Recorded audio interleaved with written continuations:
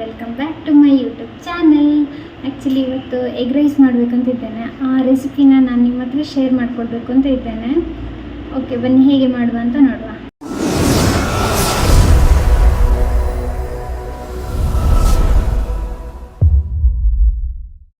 ಮನೆಯಲ್ಲಿ ಟೇಸ್ಟಿಯಾಗಿ ಎಗ್ ರೈಸ್ನ ನಾವು ಮಾಡ್ಕೊಳ್ಬೋದು. ಅದು ಜಾಸ್ತಿ ಇಂಗ್ರೀಡಿಯೆಂಟ್ಸ್ ಏನು ಬೇಕಾಗಿಲ್ಲ, ಕಡಿಮೆ ಖರ್ಚಲ್ಲೇ ಮಾಡ್ಕೊಳ್ಬೋದು. ಯಾವ ರೀತಿ ಮಾಡೋದು ಅಂತ ತೋರಿಸ್ಕೊಡ್ತೀನಿ ನಾನು. ಇಲ್ಲಿ ಒಂದು ಪ್ಯಾನಿಗೆ ಸ್ವಲ್ಪ ಆಯಿಲ್ ಹಾಕಿ ಅದಕ್ಕೆ ನಾನಿಲ್ಲಿ 5 ಎಗ್ನ ಯೂಸ್ ಮಾಡಿದೆ. ನಿಮ್ಗೆ ಎಷ್ಟು ಬೇಕೋ ಅಷ್ಟು ಎಗ್ನ ನೋಡ್ಕೊಂಡು ಹಾಕೋಬೋದು. ಮತ್ತು ಅದಕ್ಕೆ ಸ್ವಲ್ಪ ಅರಿಶಿಣ, ರುಚಿಗೆ ತಕ್ಕಷ್ಟು ಉಪ್ಪು, ಎಷ್ಟು ಬೇಕೋ ಅಷ್ಟು ನೋಡ್ಕೊಂಡು ಹಾಕಿ. ಬೇಕಿದ್ದವರು ಇದಕ್ಕೆ ಪೆಪ್ಪರ್ ಸಹ ಹಾಕ್ಕೊಳ್ಬೋದು, ನಾನಿಲ್ಲಿ ಯೂಸ್ ಮಾಡಿಲ್ಲ.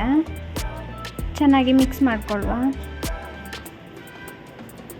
ಓಕೆ, ಇದೀಗ ಚೆನ್ನಾಗಿ ಮಿಕ್ಸ್ ಆಗಿದೆ, ಇಷ್ಟು ಸಾಕು. ಇದನ್ನೊಂದು ಸಪ್ರೇಟ್ ತೆಗೆದಿಟ್ಕೊಳ್ಳುವ. ಈಗ ಒಂದು ಬಾಣಲಿಗೆ ಸ್ವಲ್ಪ ಗೀ ಯೂಸ್ ಮಾಡ್ತಾ ಇದ್ದೇನೆ. ಒಂದು 2-3 ಟೇಬಲ್ ಸ್ಪೂನ್ ಅಷ್ಟು ಗೀ. ನಿಮಗೆ ಬೇಕಿದ್ದರೆ ಆಯಿಲ್ ಯೂಸ್ ಮಾಡ್ಕೊಳ್ಬೋದು. ನಾನು ಗೀ ಯಾಕೆ ಯೂಸ್ ಮಾಡಿದೆ ಅಂತ ಹೇಳಿದ್ರೆ ಸ್ವಲ್ಪ ಸ್ಮೆಲ್ ಚೆನ್ನಾಗಿರುತ್ತೆ, ಟೇಸ್ಟ್ ಕೂಡ ಚೆನ್ನಾಗಿ ಬರುತ್ತೆ ಅಂತ. ಈಗ ಅದಕ್ಕೆ ಸ್ವಲ್ಪ ಬೆಳ್ಳುಳ್ಳಿ ಮತ್ತು ಶುಂಠಿ ಕಟ್ ಮಾಡ್ಕೊಂಡು ಹಾಕ್ಕೊಂಡು ಅದು ಚೆನ್ನಾಗಿ ಫ್ರೈ ಆದಮೇಲೆ ಅದಕ್ಕೆ ಸ್ವಲ್ಪ ಹಸಿಮೆಣಸಿನ್ಕಾಯಿ ಯೂಸ್ ಮಾಡ್ಕೊಂಡಿದ್ದೀನಿ. ಅದು ಸ್ವಲ್ಪ ಫ್ರೈ ಆಗಲಿ ಚೆನ್ನಾಗಿ. ಇವಾಗ ಇದಕ್ಕೆ ವೆಜಿಟೇಬಲ್ನ ಆ್ಯಡ್ ಮಾಡ್ಕೊಳ್ತಿದ್ದೇನೆ. ಇಲ್ಲಿ ನಾನು ಕ್ಯಾಪ್ಸಿಕಮ್, ಬೀನ್ಸ್ ಮತ್ತು ಕ್ಯಾರೆಟ್, ಇಲ್ಲಿ ವೆಜಿಟೇಬಲ್ಸ್ನೆಲ್ಲ ಸಣ್ಣದಾಗಿ ಚಾಪ್ ಮಾಡ್ಕೊಳ್ಳಿ. ಇದಕ್ಕೆ ಸ್ವಲ್ಪ ನಾನು ಕ್ಯಾಬೇಜ್ ಆ್ಯಡ್ ಮಾಡ್ಕೊಳ್ತಿದ್ದೇನೆ.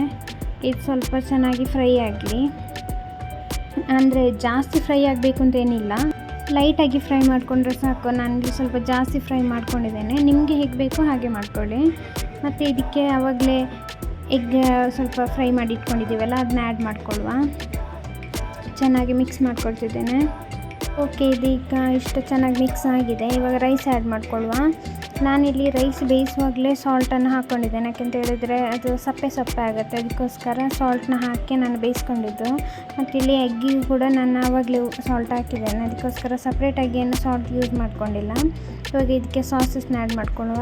ಇದಕ್ಕೆ ಗ್ರೀನ್ ಚಿಲ್ಲಿ ಸಾಸ್ ಮತ್ತು ಸೋಯಾ ಸಾಸ್ ಎಷ್ಟು ಬೇಕಷ್ಟು ನಿಮಗೆ ನೋಡ್ಕೊಂಡು ಹಾಕ್ಕೊಳ್ಳಿ ಆಯಿತಾ. ನಾನು ಇಲ್ಲಿ ಒಂದೊಂದು ಟೇಬಲ್ ಸ್ಪೂನ್ ಅಷ್ಟು ಹಾಕ್ಕೊಂಡಿದ್ದೀನಿ. ಇವಾಗ ಚೆನ್ನಾಗಿ ಮಿಕ್ಸ್ ಮಾಡಿಕೊಳ್ಳುವ.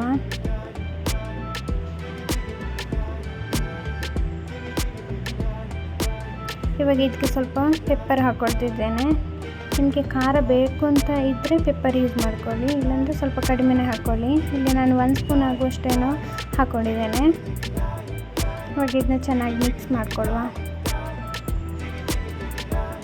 ಓಕೆ, ಇದು ಇವಾಗ ಚೆನ್ನಾಗಿ ಮಿಕ್ಸ್ ಆಗಿದೆ, ಇಷ್ಟು ಸಾಕು.